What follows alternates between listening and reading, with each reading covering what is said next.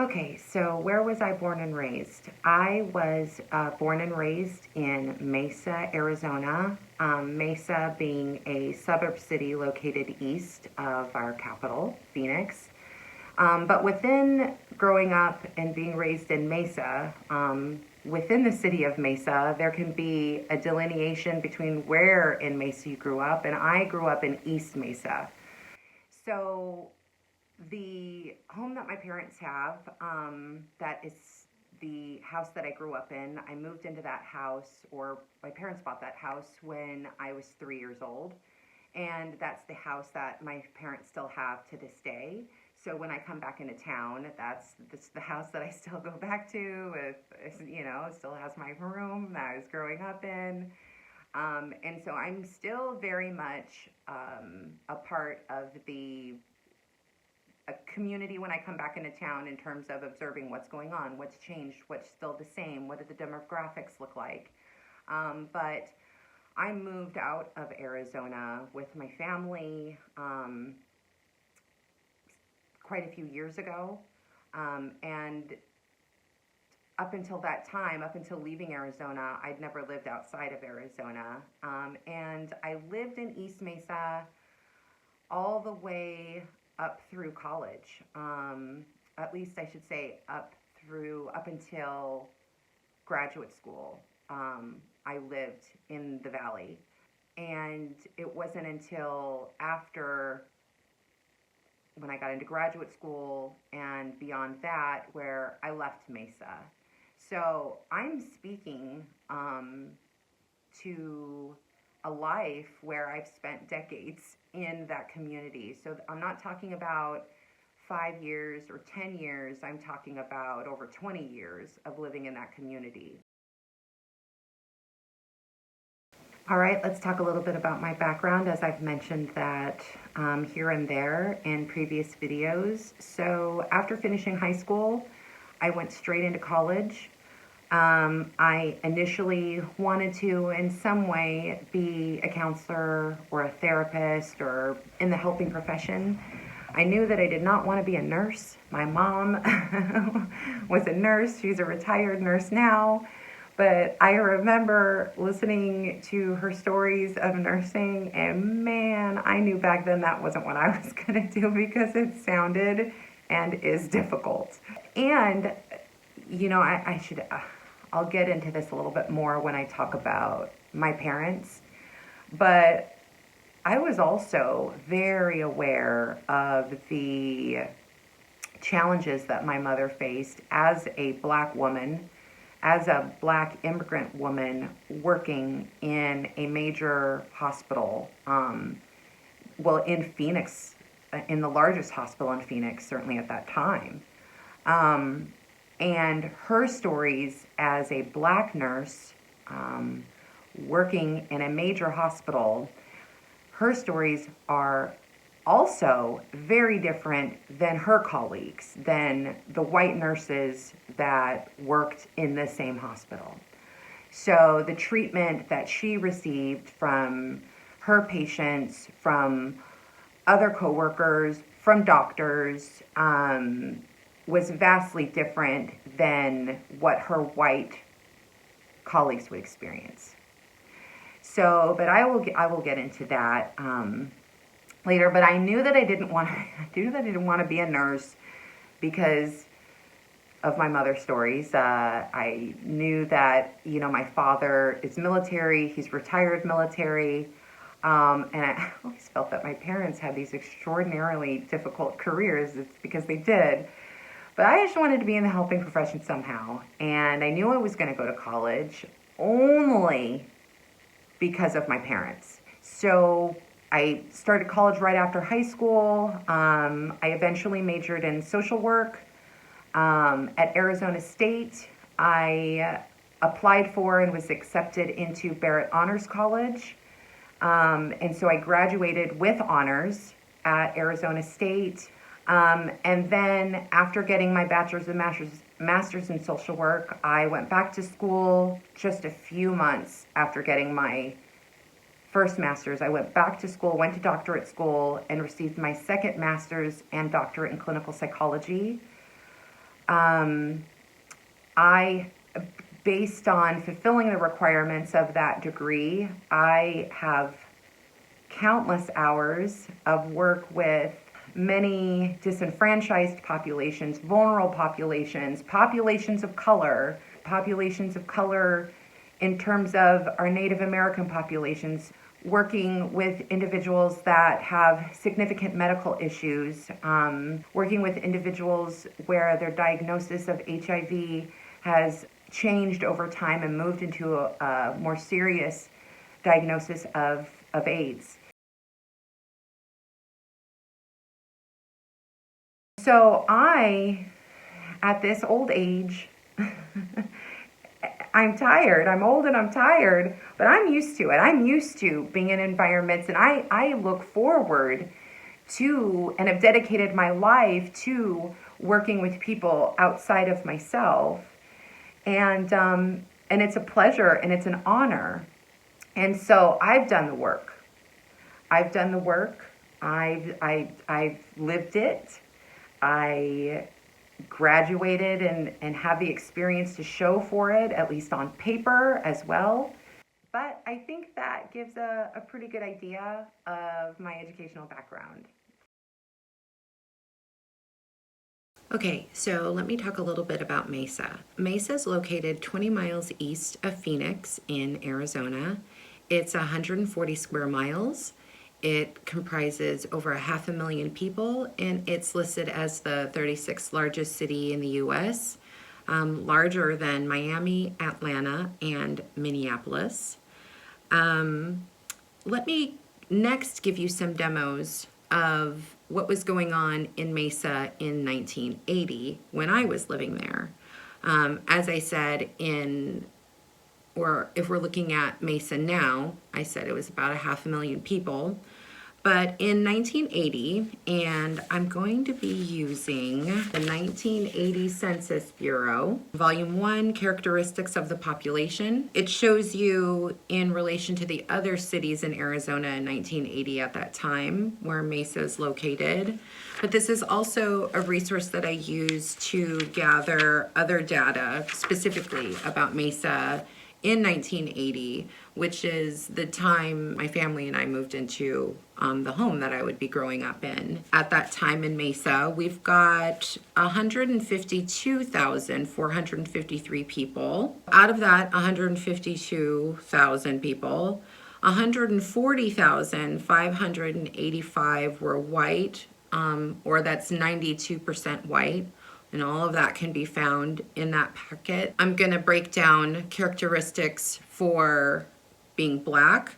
We have those individuals as 1,858 in terms of Black people living in that city. Mesa right now is about 4%, but the zip code that I live in, the zip code that my parents' house is still in, the percentage for Black people is between 1 and 1.9% for that specific area. The average income of the zip code that I grew up in is higher than the state average, but both of my parents worked, and there was definitely a mix of people who had two parents that were working, homes where one parent was working and there was stay-at-home mom. Yeah, I mean, my parents were the parents that did overtime and time and a half, and the organization that they started their jobs with were the organizations that they retired from.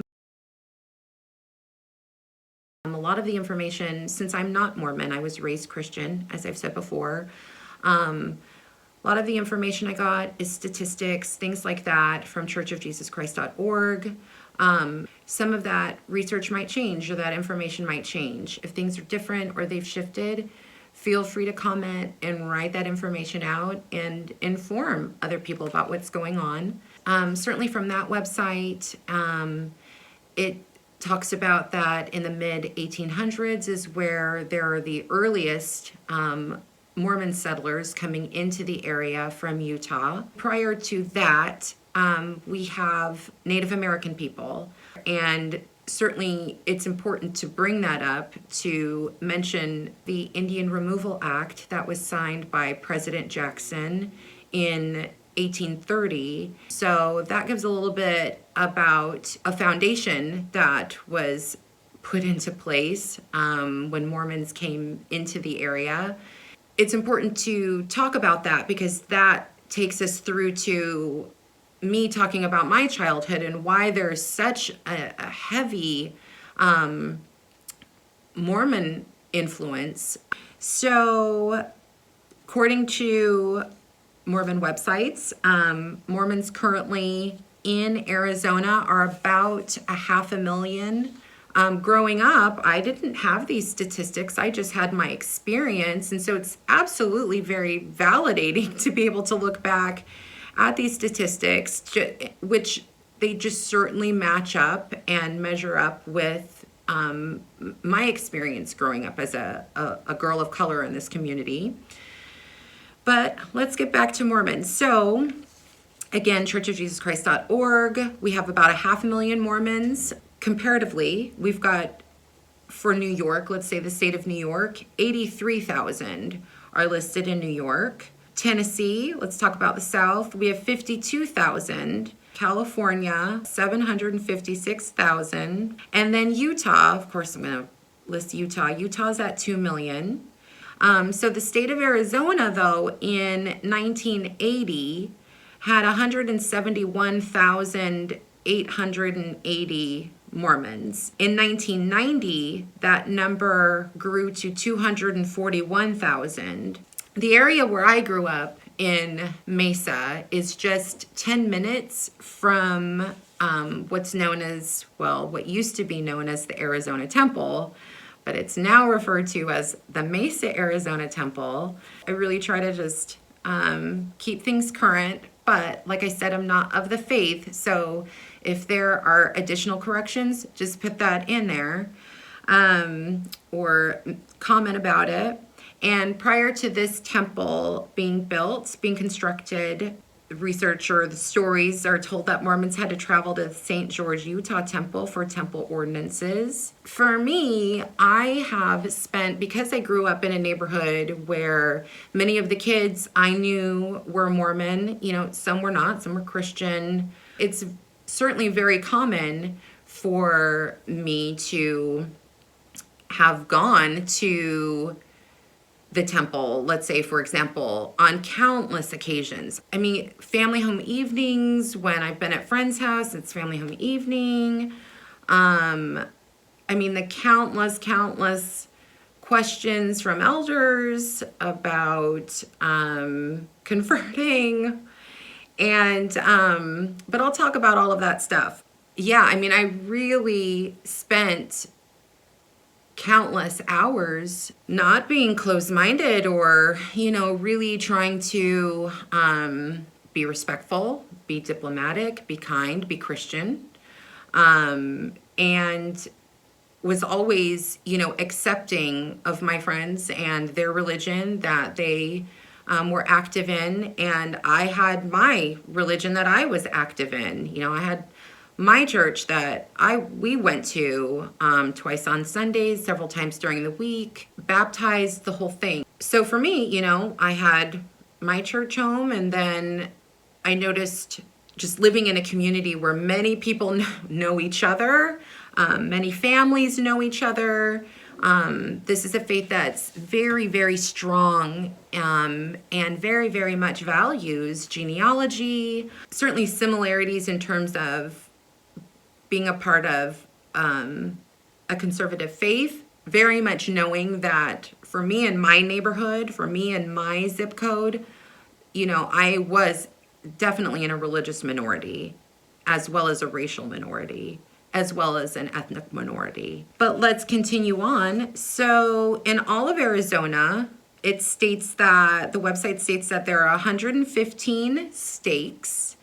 Those of you that might be hearing some of these terms for the first time, like if I mention stakes or I mention award, or even in terms of the temples, that's not a faith that I'm a part of, so I can't speak to or define those kinds of things. But you have the internet, and I'm sure there will be people of Mormon faith that, or maybe were Mormon, or maybe not active, but can help answer questions like, well, what is a stake? Or what's the difference between a stake and a ward? But those of you that are aware of stakes, wards, all of these things, there's 115 in Arizona, 926 congregations, 74 family history centers, 6 temples, 842 wards, and 84 branches.